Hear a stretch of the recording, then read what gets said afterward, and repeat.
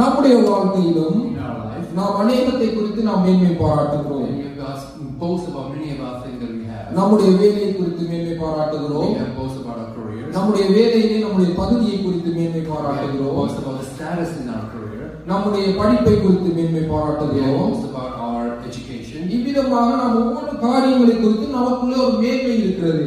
We can list many things that we are proud in our heart. ஆனால் பவுல் 14வது வசனத்திலே சொல்லுகிறார், In verse 14, Paul says, nano but may I, நம்முடைய கர்த்தராகிய இயேசு கிறிஸ்துவின் சிலுவையை குறித்தே அல்லாமல் may I never boast about except the cross of our Lord Jesus Christ, வேறொன்றையும் குறித்து மேன்மை பாராட்டாதிருப்பேனாக, to which the world has come to which has been crucified to me, அவரால் உலகம் எனக்கு சிலுவையில் அறையின்றிருக்கிறது, and I to the world, நானும் உலகத்திற்கு சிலுவையில் அறையின்றிருக்கிறேன்.